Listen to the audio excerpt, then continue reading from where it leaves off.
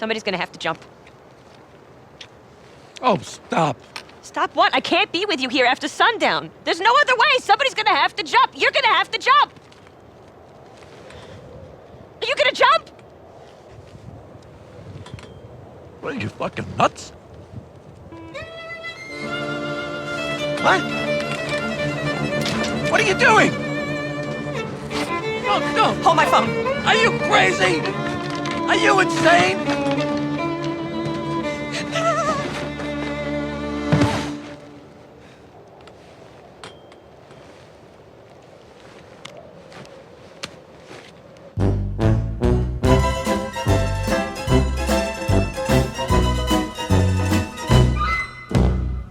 Jeff, Yes. here we are. I'm Jeff Garlin, and you're Susie Essman. Oh, no. I'm Susie Essman, you're Jeff By the Garlin, way, and this I is... love that you corrected it.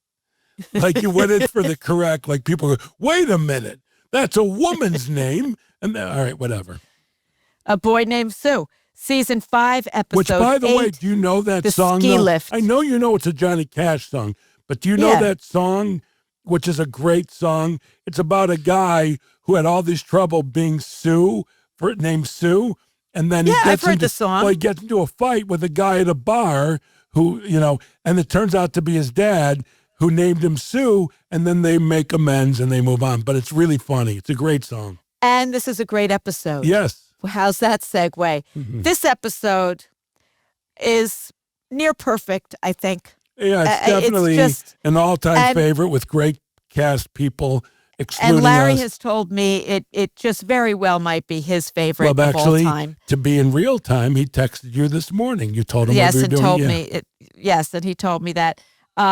And he is in particular No, in this This episode is a Larry so David funny. Hall of Fame performance. So funny. By the way, all four of us have really strong moments in this. All four Yes. of us. But Larry, as the Orthodox Jew, are you kidding me? It is, and there was one phrase that Guy Cockham, I don't remember what it was, but I knew Larry knew, but it was so believable that, yeah, but we'll get to that. Yeah. I mean, really. And this was directed by Larry Charles, Yep. this episode. And we start out that Larry is with Richard Lewis at his bedside. And Lewis is, of course, in black silk pajamas. I love that he's like in black silk pajamas. And Lewis says to him, "You look fantastic." And Larry, well, I was never a drug addict or an alcoholic. I never slept with a lot of strange women, although I would have liked to. But like he's digging it into Lewis. It's kind of mean, because Lewis was a drug addict and an alcoholic and all that kind of stuff. And Lewis says, "Are you going to give me the kidney or not?" And Larry says, "Well, what about Lewis, who is still in a coma? His cousin Lewis is still in a coma." And Richard Lewis says, the comas are unpredictable. And I'm so low on the kidney transplant list that there's a list for getting an organ donor. And Lewis is very, very, very low. And he says, look at the Mick. And he shows a picture of Richard Lewis with Mickey Mantle, because Mickey Mantle got a liver transplant, if you recall. Right, I do. Yes. And he would, because he was Mickey Mantle, he got the liver immediately. He didn't have to wait on a list. And there's a ball in front, and Mickey Mantle got his liver, boom, and Larry says to Lewis, "Well, if you were a bigger celebrity, you'd probably go up on the list." So he's really being kind of mean to Lewis, but it's funny. And Lewis says, "See that ball? That's the Mick's 500th home run, and it's in my will. It's yours, and it's worth around $20,000." And we see the nurse in the background listening to in all all this. sincerity, Mickey Mantle's 500th home run ball. At that point, and I don't know why I didn't notice, at that point in that time, that would probably be worth $300,000. Yeah. Now, More. way more. I mean, probably $10 million. To a collector, they Think probably that much? Oh, come on! It's the Yankees. There's two quintessential Yankees. Oh, three, four. Joe DiMaggio, Babe Ruth, Joe DiMaggio, Lou Gehrig, and Mickey Lou Mantle. Gehrig, and Mickey Mantle. Yeah, and so Mickey Mantle's 500th home run ball. I'm sorry. If you're a Yankee fan, which They're the most popular team in all of baseball. They're also probably the least. They're just. By the way, I have so much respect for the Yankees, and I'm sorry that I know that's your favorite team. Not this season. I know not. Well, Cubs this year was kind of heartbreaking, but I'm used to that with the Cubs. Although it was a great accomplishment this year. It's not called baseball talk with Susie and Jeff. Anyhow, yeah, you never know how high that ball could go. It could go up to like 50 million. Let's say you're a billionaire and you love Mickey Mantle and the Yankees. Then what's it to you? Then where would you stop? Where would you stop? Yeah, so what's it to you? Yeah. So the nurse is in the background overhearing this discussion about the ball and how much it's worth. And then I love this moment where Lewis says, do the Mick running around the bases. And Larry does that little run that he does, which is by the his way, imitation, by the way, which is great. I love when real relationship stuff comes into play. Now, I make Larry do things that kill me all the time, and a lot of them make it into the show. And that's one between Larry and Richard that they've laughed about for hours, and here it is in the show. And by the way, in the show. So damn funny. So damn funny. So funny. Yeah. And then Larry says to Richard, do you like the sweater? And Richard says, if you're doing an Andy Williams summer show, which is such a Lewis line. Okay. That is such a Lewis line. Such a Lewis line. There's only two people who did humor like that, okay, where they would do the reference that hipsters would get. Lenny Bruce, Richard Lewis, list stops there.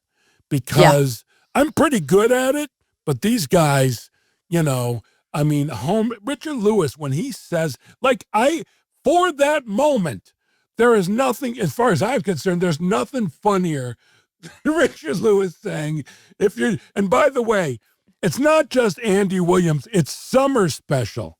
Exactly. Yeah. It's the detail. Yeah. It's the detail. That's what you can't teach. That's what is just in Richard Lewis's crazy comedic brain. As time goes on, he's one of those people who he's always been a hero of mine since I'm a kid. But I appreciate his comedy more and more and more and more all the time. I got to tell him that. Well, he knows I love him, and he means the world to me, both off stage and on. But I'm going to tell him that because his comedy, especially on this show. When we were coming up, Richard Lewis was like a king. Well, remember Carnegie Hall.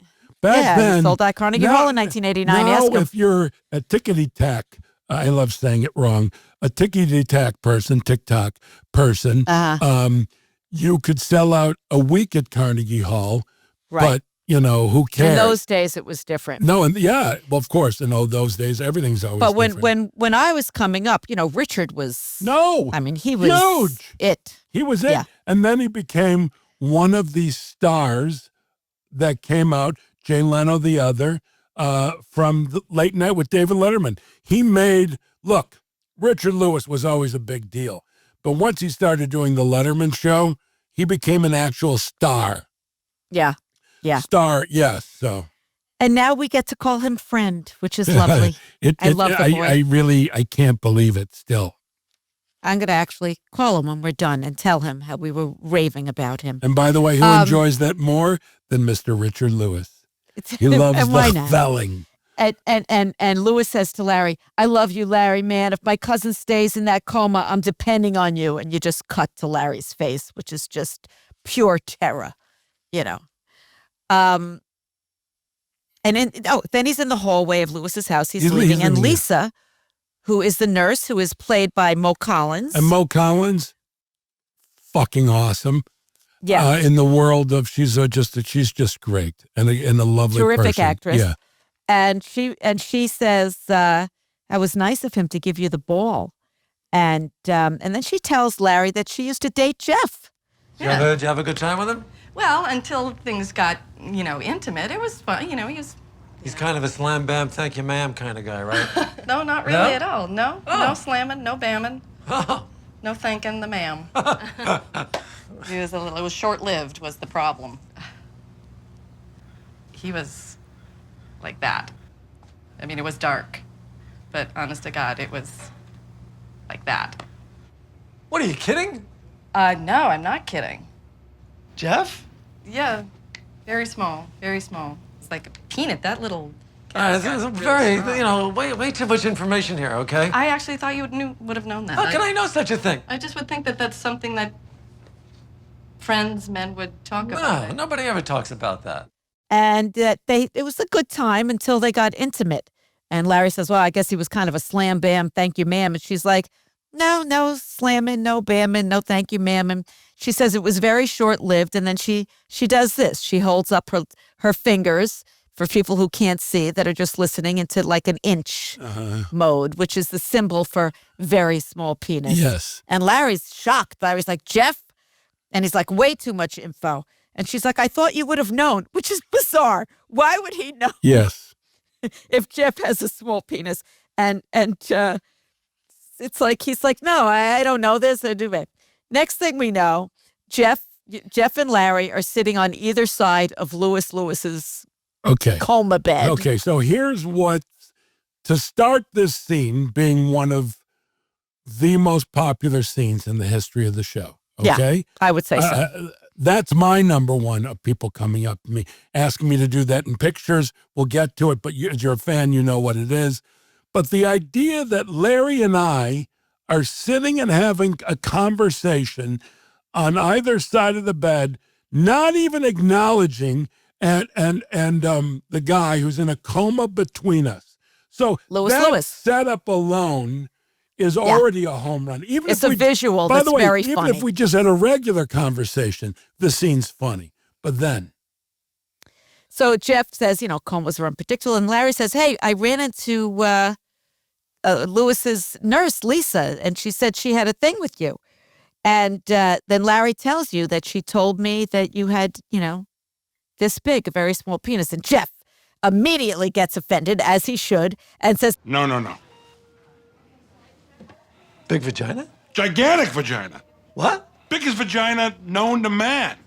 Huge. You're kidding. Are you telling me the truth? It's gigantic. Gigantic. So why is she going around making this accusation? Because maybe she's afraid that you'll find out she has a big vagina. Why would she even do that? I don't even know. Nipping it in the bud. How dare she? I'll tell you what, I bet you there's a ton of guys out there who've been labeled with small penis. I bet you 50%. It's the vagina, isn't it? And it's the big vagina. Yeah. Think of it biologically. Why shouldn't there be as many big vaginas as there are small penises? Right? These big vagina ladies are getting away with murder. No. And then you do the hand motion. But I say, small penis, no.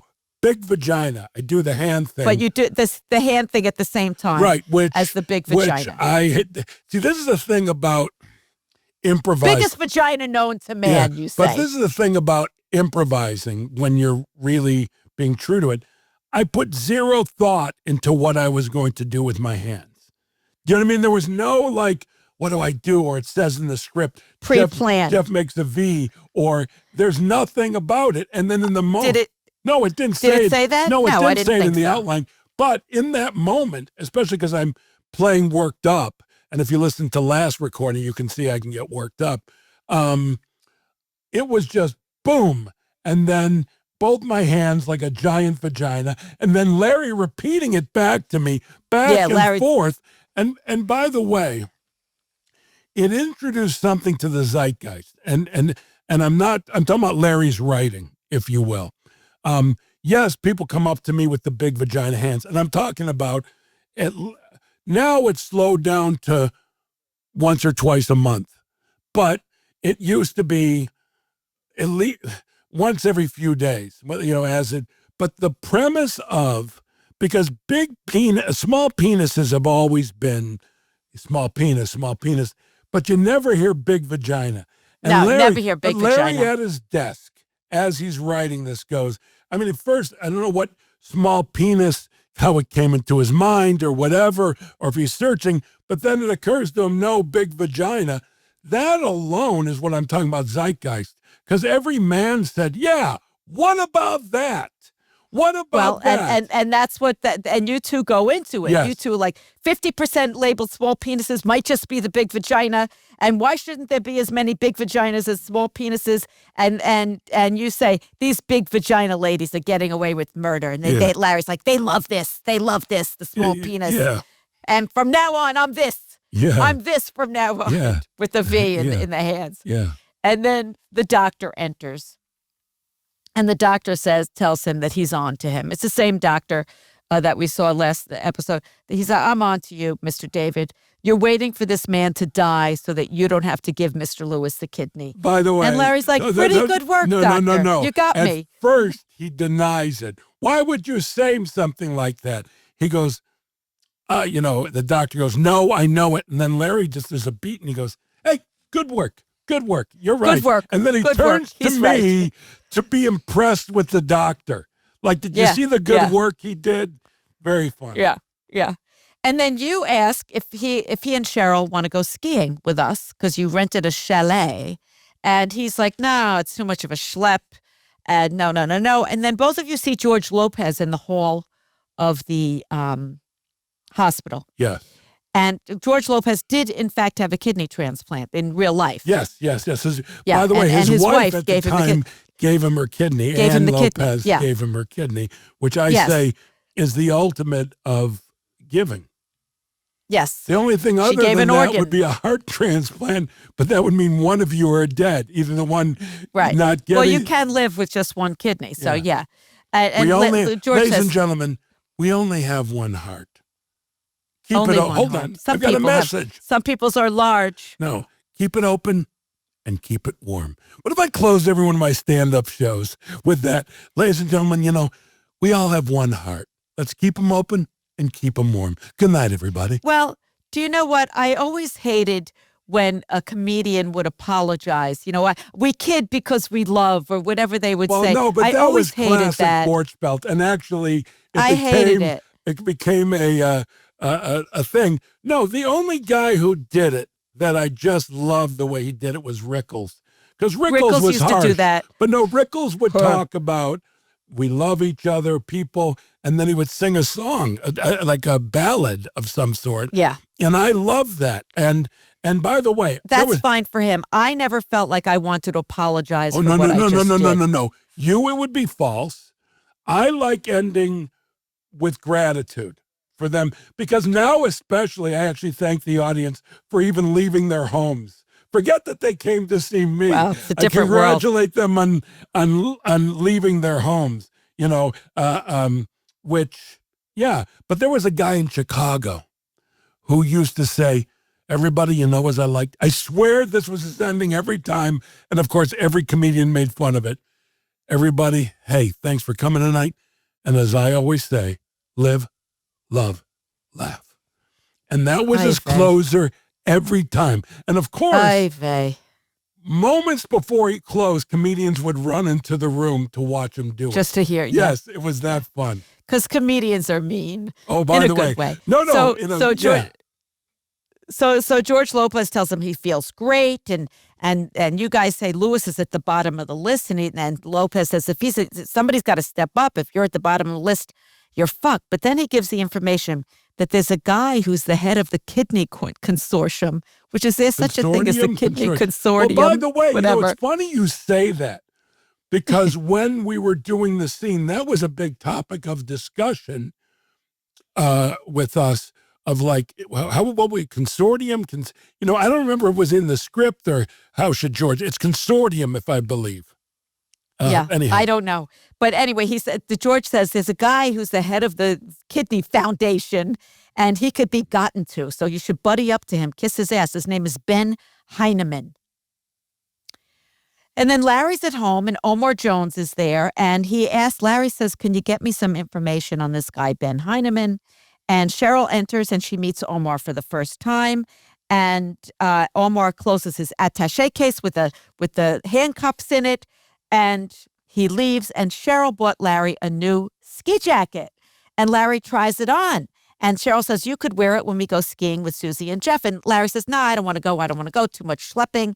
And then Larry sees a bag, a plastic bag that Omar left and it's edible undies in the bag. And he goes running out to give it to Omar, but he's missed him. So he just stuffs it in the ski jacket because he had tried the ski jacket here's on. what I want to say about this. If this were the only funny thing in the episode, it's worth the journey. There's so many gems through this episode that it's kind of hard to believe.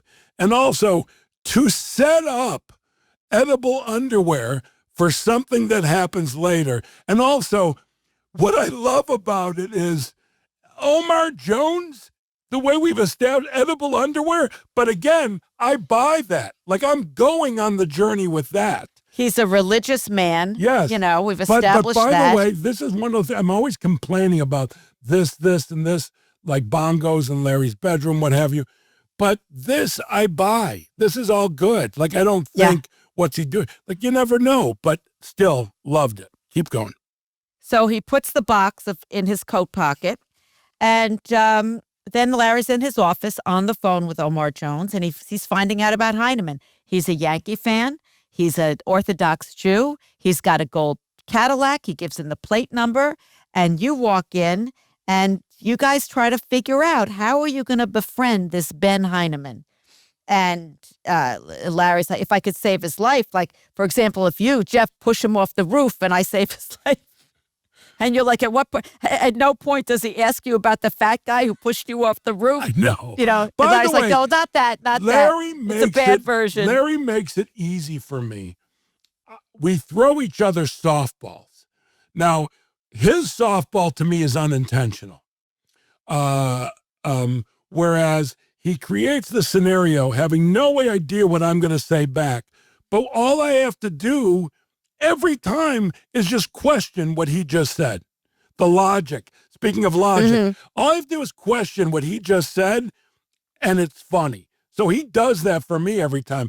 And for me, I will say things where I know where he's going to go with it. And it's fun. Obviously it's fun, but he makes it easy for me to have those moments with him. He sets you up. Well, unintentionally, because, you know, normally. But, you know, I do think, though, Jeff, that, you know, and I notice it, you know, more in the later seasons. We've been doing this together, all of us, for so long that we read each other's minds. Right. I mean, there's a dialogue of the unconscious going on at all times. I think one of the best ones I ever did was him with the dishes in the water. And I say, you have special hands. You don't remember that? You were in the scene. I'm trying to remember it. Yeah, well, we'll get to it. Give me more info. But all right. But I just tell him, what do you have, special hands? Something about him and dishes and hot water. Anyhow, keep going. Oh, yeah. I do remember that. And then we see Larry comes up with an idea, but we don't hear what it is. We just cut to, you guys are in a parking lot looking for the Cadillac. Now, of course, this doesn't make sense. How would you know where the guy's Cadillac was? Unless it's his place of work or something. We got information. Omar Jones set us up, but good. Set us up. Okay. And we see the first attempt, you smash into the tailgate and it's nothing. Nothing happens. And then you get out of the car because you don't want to stay in the car and get whiplash. You tell him to try again and he gives it a good smash this time and the airbag goes off and he's all full of crap all over his face. And you have to pull him out of the car. We shot at the Pacific Design Center, very interesting building. Yes. But we shot that bag exploding. Oh, my God, with Larry with the powder. He's such a sport with all this shit. Yeah. The egg in How the many face. times did you shoot that? Probably just once or twice. No, couldn't have been a lot. More than that. Really? And then at a certain point, all we had to do was have the thing already blown up and Larry getting out. But that was difficult to shoot. Yeah. Well, it's a lot of choreography for that kind of a thing, you know. And then we see that Larry leaves a note on the windshield of the Cadillac. And next we cut to, again, klezmer music. Da, da, da, da, da, da, da, da. And we're Izzy's Deli. Which, by the way, no longer exists as far as I know. Right. It was in Santa Monica. But it was also a regular deli, but we've created an Orthodox deli. Right. And then Larry comes in. And Larry, you know, Larry's wearing a yarmulke and like a short sleeve striped shirt, which is not his style at all. Also tucked in. Yeah. And And he walks in and he's, introduced Ben. And all of a sudden he has this accent, which is like, I don't know what the fuck it is. It's the funniest thing I've ever heard in my life. Mr. Heineman. How are you, sir? What a great pleasure to meet you. Well, it's nice to meet you. Sit down, please. Thank you. So? I'm sorry. I'm a little late. Ach, Garlin, it's not a big problem. Ja. Was machst du? What a mitzvah it was for you to leave that note on my car. Well, how could I do anything less than that? I'd have to be a sociopath to hit somebody's car and then go away into the night as if nothing happened. Thank you. What happened? I was listening to Jewish radio and they were talking about Israel and I got so worked up I lost control of my car. May I offer you some lunch? Please. Morty, menus, please. It's kosher, you know that. Oh. Let's see, wait a second. Hello? No. Thank you for that invitation, but I cannot go to the baseball game on the Sabbath. I'm sorry. It's impossible. I'll take a rain check, however. Oh, okay. He didn't know what the accent was going to be until he opened his mouth. Until he did it. He did not plan that. That's the point about improv. You cannot prepare. And I've already told stories of Richard Lewis writing stuff down on a card and like sticking it where the sugar is at a table. And then Larry or I pulling it away, him getting pissed. But he's so much better, being in the moment.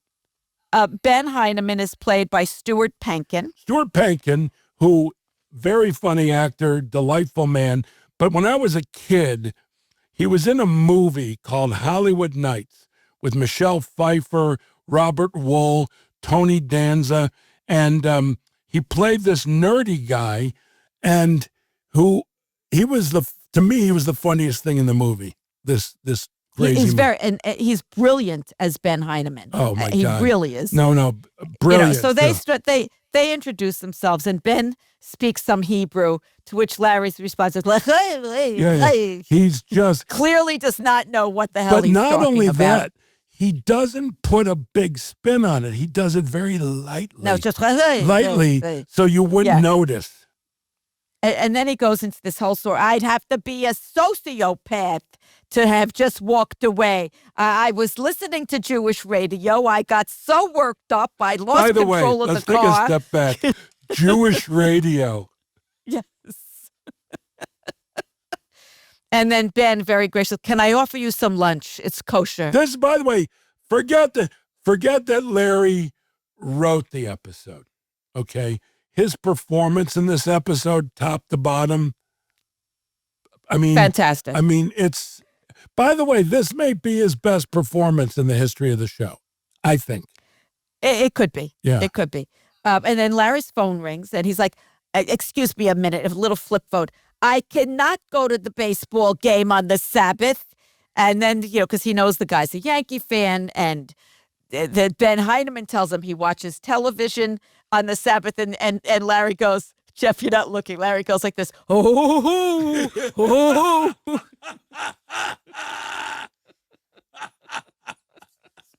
This is my. Then there's some more fake Hebrew. Yes. And then Ben says there's two things that I love. By the way, let's take a step back, by the way. Larry loved the scene with you and him on the couch with the. But later, this scene, he loved how much it made me laugh. Like he was so happy that he was destroying me. Well, it's so funny. Me. No, but I would approach the table, when usually notes are given, whatever, with tears in my eyes. And it just thrilled him that he killed me. Just so I wasn't here, but it was just so funny. Yeah. And then Ben says, there's two things in my life that I love besides family and my work. It's, I love baseball and I love skiing. And Larry's like, oh, my yarmulke almost fell off. I have a little ski lodge. And he invites Ben to your ski lodge. This scene is it's fantastic. Larry is with Lisa. He's at Lewis's with Lisa. And he says, I spoke to our mutual friend. I mentioned the small penis. And Lisa says, was he upset? And Larry says, rather, He says, rather, it was with your big vagina. And he does the hand gesture again. Huge. You blame it on the small penis, and you've got a huge vagina. And, and then he's talking to Lewis. This guy's the head of the whole thing. He's going to go skiing with me. He's a huge Yankee fan. Let me give him the mantle ball. And Lewis is like, are you out of your mind? And then they notice that the ball is missing. And Larry looks for it. It's not behind the cabinet, nothing. And he says, who's been here? And Lewis says, just the nurse, a few friends. And Lewis says, I see her leaving in the same uniform. There's no pockets or anything. She couldn't have taken the ball. And Larry starts thinking, unless. And then Lisa enters, the nurse, and he's like, the Mickey Mantle ball is missing. And he says, can a ball worth in the excess of $20,000 just disappear? And then she says to him, what are you driving at? And then he does his Perry Mason, and he pulls his glasses off. I'll tell you what I'm driving at. I submit you took that baseball, stashed it in your unusually large vagina, and walked right on out of here. So the way he plays this is like a great detective who's waited for this moment to say in the parlor, he's sitting He's parlor. Poirot. Yes, Poirot. And again, the performance. Like this to me is my favorite Larry David performance in this episode. Everything he does destroys me in this episode. And if it your destroys unusually me, large vagina, it kills me. I agree. Yeah. And then, and Lewis's face is just, priceless there. And then we cut to dinner at our house. It's the four of us having dinner at our house, Cheryl, Larry, Jeff, and Susie. And Larry says, have you seen my cell phone? He asks Cheryl. So we have established that his cell phone is gone. And then we start discussing skiing, and all of a sudden Larry wants to go skiing. And I'm excited because Cheryl and I are going to go snowboarding, etc. And then Larry says, I hope you don't mind, but I've invited an Orthodox Jew and his daughter. And I'm just like, what do you mean Orthodox Jews? Just some random Orthodox Jew? And he tells us he's head of the Kidney Consortium. And I just say, let's just be clear. Do you want to get Lewis up on the list, or you want to go get out of you having to give him the kidney? And I don't want to spend the weekend with these people. And Larry goes into a complete drama queen scene. But he says the cutting, and I love it, but that's not the worst part. Boom. Yeah, no. And what's interesting, what I recall, Jeff, is in that scene, we played out the whole thing where he told me I was going to have to play his wife. And we went through that whole thing. I remember that. Yeah, so we went through that whole thing. But it's better that it was cut where it was. That's an efficient cut. But you know what's funny to me, and I'm just noticing this now, is when you're quoting yourself. Yeah. You just are playing the part again. It's just like you're recreating what actually happened in the episode. Yeah, exactly. But so originally we had gone through a whole thing where he tells us that I have to play his wife because he can't have the shiksa, Goyish wife, Cheryl. But that was cut, and that was a great cut. I remember when I first saw it, I was like, oh, that was smart. That was a really good cut. And we cut to the chalet, and there we are, sitting on the couch. I got some schmata on my head, and Larry has his arm around me, and I'm like looking at it. It's like, get your fucking hands off me. And you and Cheryl are a couple, and Larry and I are a couple. And we're sitting on the couch. The least believable is Cheryl and I. Well, like if you don't know and you're watching the show which of these people are couples, they would pick you and Larry, and they would definitely not say. Why not? What? I disagree with that. The goddess? Yeah, why not? Well, and for Larry our viewers, there are many reasons. Larry says, she's a wonderful cook, my Susie, and he puts his arm around me. And then Rachel asks how we met. And I say, at a Hillel function. Now, let me tell you this. I had no idea what Hillel is. I just pulled that word out of my head that I heard it somewhere. I think it's unique it's the Jewish groups on college campuses. But I did not know that when I said that. So when she came back and she said, oh, so you met in college. I was like, oh, okay, I guess so. Because I didn't know what Hillel was. I just knew that it was an organization. So I just said Hillel Funk. And then Larry starts talking about that he was in a band and he sang Jewish folk songs. And Rachel, we didn't even announce, Rachel is played by Aris Bar. We didn't even say that yet. Aris Bar is a wonderfully talented comedic actress. She did that whole series where she played Svetlana, which was a Right. Russian prostitute. But by the way, she lives in Israel. She back and forth. She lives part of the time in Israel and part of the time in New York and L.A. Yeah. But really, really funny. She does a lot of one-person shows and a lot of different characters. So Very she's playing talented Rachel. young lady. Very talented. And she's playing Rachel. She says, so what songs did you sing? And Larry says, No, wait, Gefilte but Fish hold on a Blues. second here. Hold on a second here. When he says Larry David and the Hipsters. Well, that's later. That comes up. It is? What songs did you sing? Okay. First he says the songs Gefilte Fish Blues, My Freaking Back is Killing Me and It's Making It Hard to Kvel. And then Cheryl says, what was the name of your band? Which, and by then the he way, says, I The had Hipsters. hold on though. I had to have whispered that to her because that's like my relationship with Larry, like the way of giving him a home run ball.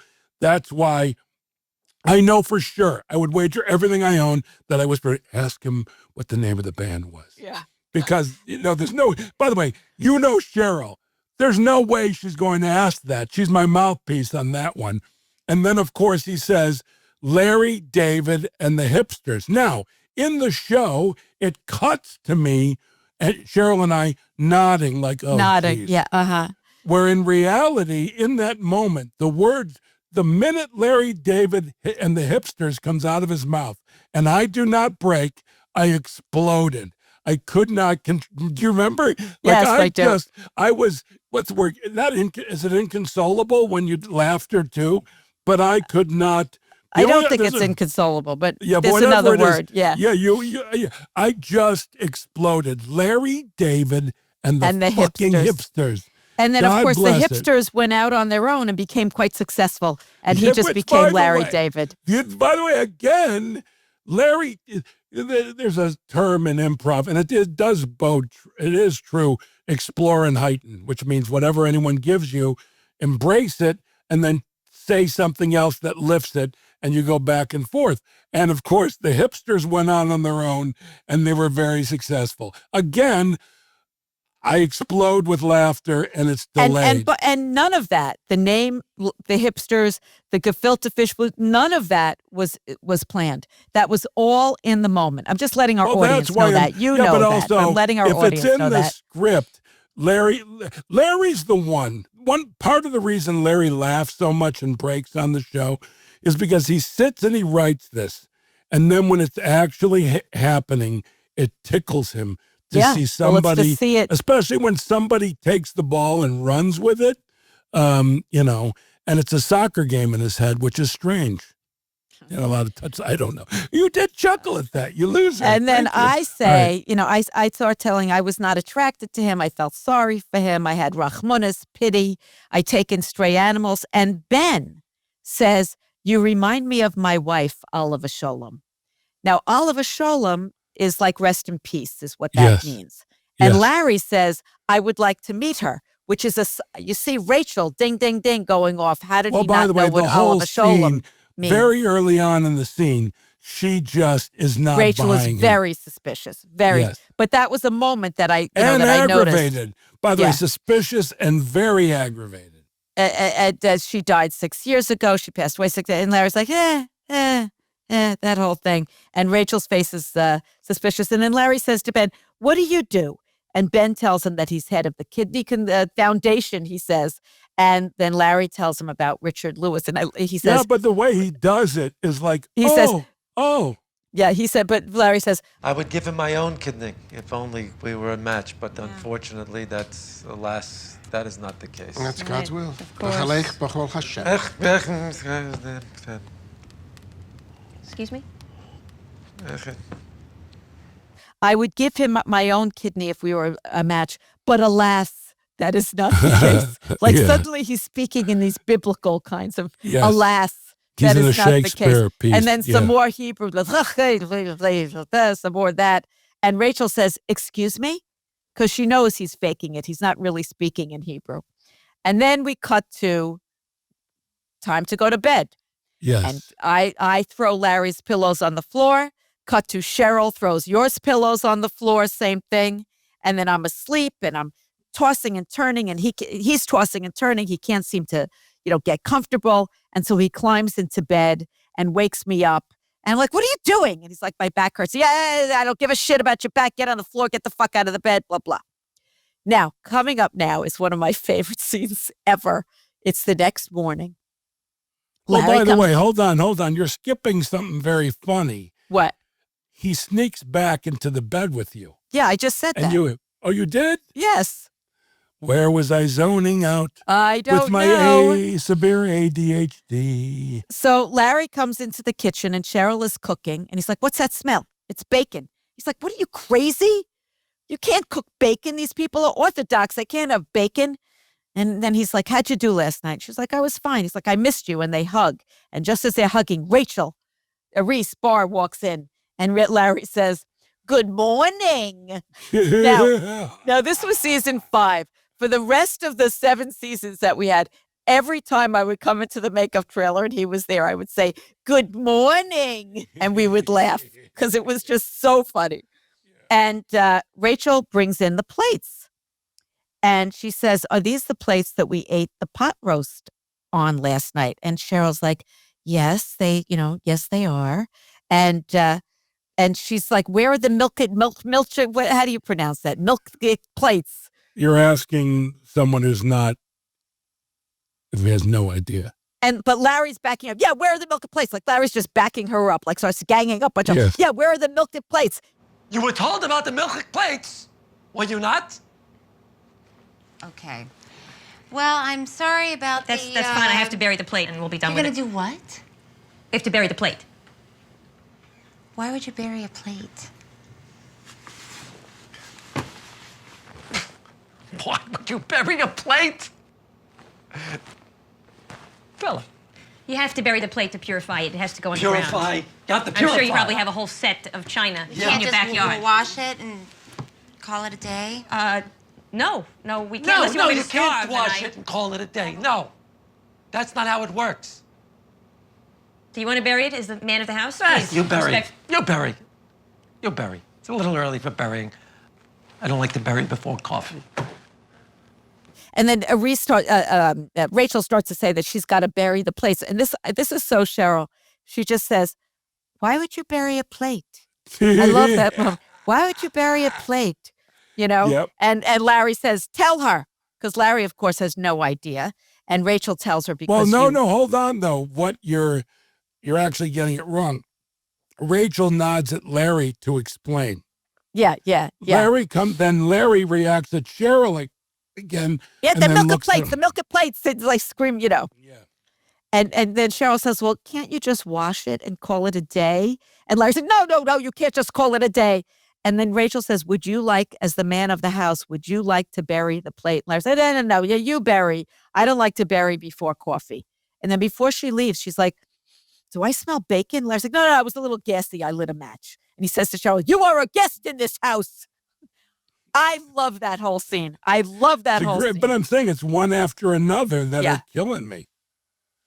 Big vagina alone. Now, let me ask you this, Jeff. Yeah. I don't recall. Was the milk plates in the outline? Sure. That was the premise of the scene. I'm guessing that it was. Because why else would you have the scene? And she has her plate ready. That's right. To come That's around. Right. Yeah. So it had to have been in the outline. The milk plates. By the way, this place, do you remember where this place was? It was in Malibu, and I will tell you about way in the. And can I tell you something? What happened that night after we left? And it was a very long day of shooting, and it was late at night, and I got lost driving home with no GPS up in the canyons of Malibu. I was never so scared in my life. I was in the middle of nowhere. Unless there's a full moon, it's pitch black. It was pitch black. There's no houses around, nothing. It was one of the scariest moments of my life. Somehow I figured out how to get out of there, but it took me about an hour. So you didn't stop at one point and weep? No, I had to keep, and then no GPS. GPS is one of the greatest inventions ever made. Take a step back. Listen to the way you're saying no GPS. How could people not think you're religious? How do people not think you're such a I'm big Jewish. I'm just not religious. But you're extra bonus Jewish. All right, that's fine, but I'm not religious, and I was not brought up religious, so I don't know about milk plates Reese was brought up, I believe, Orthodox and knows all about and spent a lot of time in Israel. And Larry relied on her. I know that. Yeah.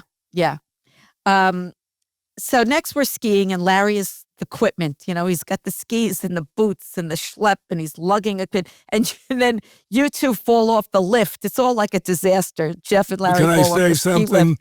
This was one of my saddest moments in the history of working on the show. Now, watching it looked fine. It was supposed to be physically a lot more than that. Mm-hmm. And I had never skied in my life. I never had skis on. And I was naturally awkward. Now, in order to skis are awkward.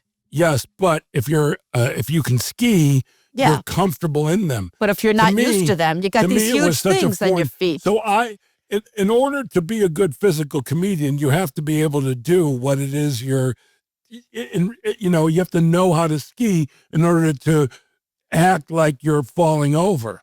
Right. I couldn't do it, but I remember, Larry Charles can get frustrated, but I remember Larry, it was the only time this ever happened in the history of the show. I saw them away from me whispering to one another.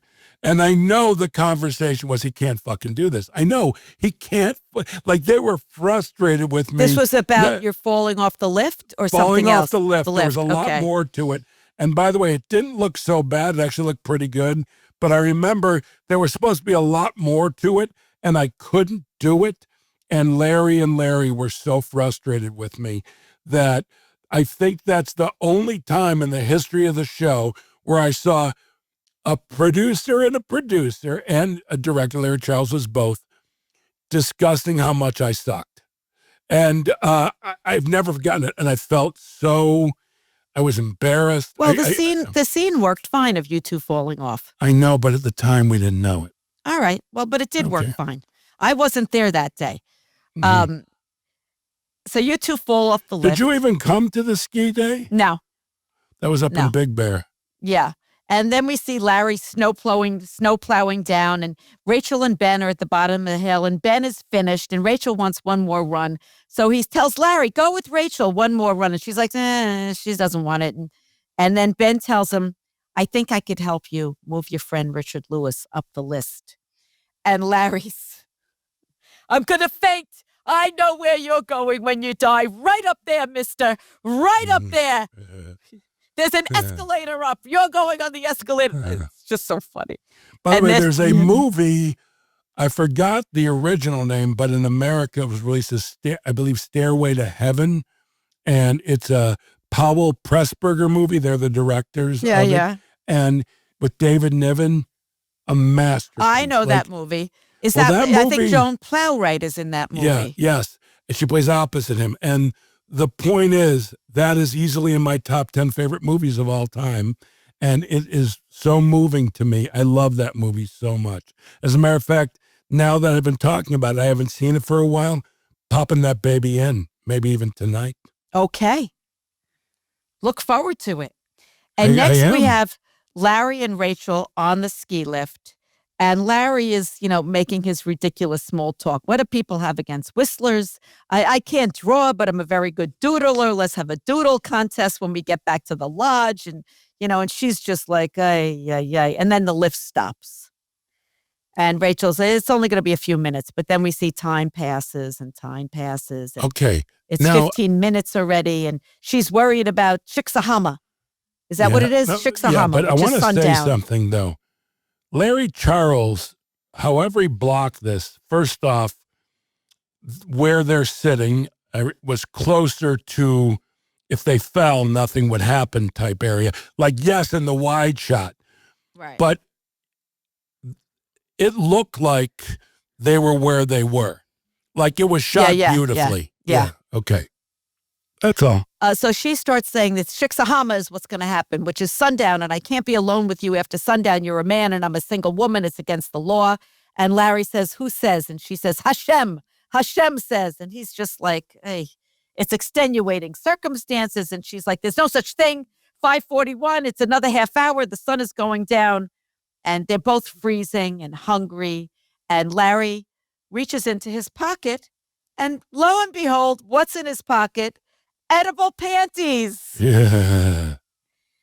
He takes it out, starts to eat, takes a bite. It's pretty good. It's pretty good. Well, those are clearly made out of licorice. Yes, they look licorice-ish. That's what they did. And Rachel's, how much time? And Larry offers her some of the panties. Move that away from me. And then she says, somebody's going to have to jump. She says to him, you're going to have to jump. And he says, what are you, crazy? He says, what are you, fucking nuts? Yeah. Now, very rare that Larry uses fuck. Mm-hmm. Very rare. But in that instance. Yes, it didn't stand out because that's what I would say. That's what anyone would say. What are you, fucking nuts? I'm not jumping. Because Hashem, it's ridiculous. And she takes out her phone. She gives him her phone and she jumps. And he continues to eat. And then he uses the phone to call Richard Lewis to give him the bad news. He said, the kidney, he realizes now that he's totally alienated the Heinemans and the kidney is not going to happen. And he says to him, I'm going to call my cell phone. If you hear it ringing, pick it up, okay? Fine.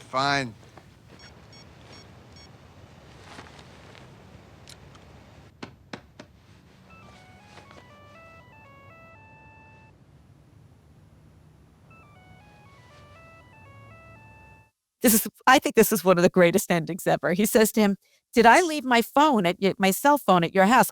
I'm going to call my phone and you listen to it. And in the meantime, Lisa, the nurse, is propping up the pillows of Richard behind Richard. And he dials the number. And then we hear from Lisa's vagina. The ringing. The ringtone. Clearly from her vagina. And Richard looks up like, wow, this is true. And the idea that Mickey Mantle's 500th home run ball was stored in her vagina to steal it. That's quite a large vagina. That's the end of the episode. And that's it. And it's by just the way, a thing of you beauty. and I so enjoyed, I really don't enjoy going back and looking at these. No, neither do I. Because, mostly for me, it's the pain I know I was feeling as being very heavy and the pain I was in terms of emotional. But also, I don't like watching myself, whether I'm fit or not. But this episode, I really couldn't get enough of it. Well, know what else, Jeff? Usually when I'm rewatching, I'm writing notes, and I'm not really enjoying the episode. I was laughing out loud watching this episode. Yeah, this is one of this is my favorite Larry David performance, and there have been many.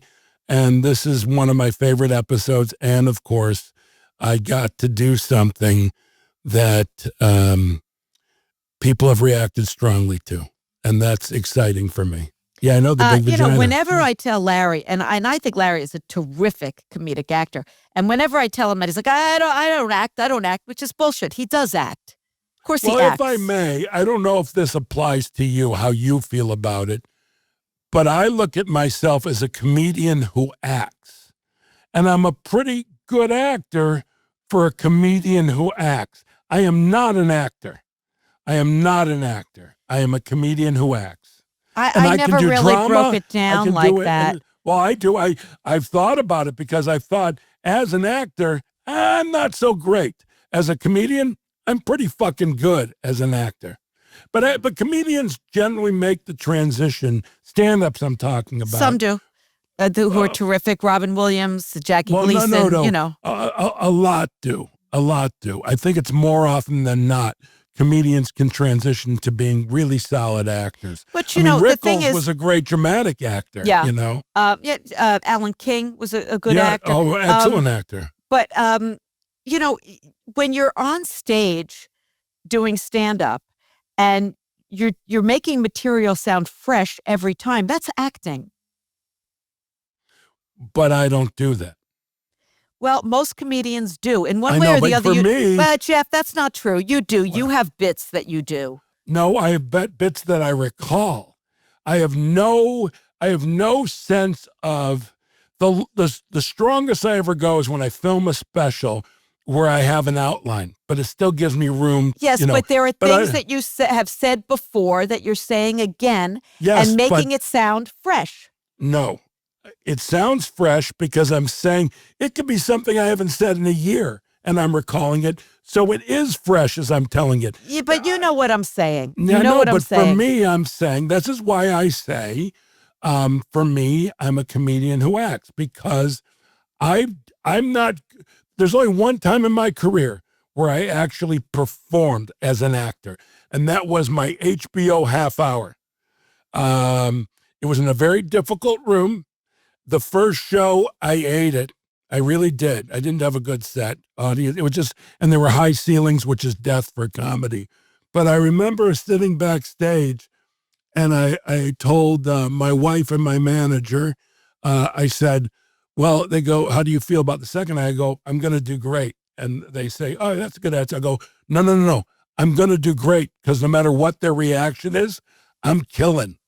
I am Well, killing. you played at the camera. You played at the camera. No, but I actually performed that night as an actor of a comedian who's killing, because the second show went better, but not good enough that you'd want to have it shown. Look, doing stand-up for television is a completely different thing than doing stand-up live in a room where you're doing this one thing at this moment and it's never going to happen again. It's not being filmed. There's no posterity. It's a completely different thing. Well, I never enjoyed doing stand-up for television. Never enjoyed it. To me, it never felt good.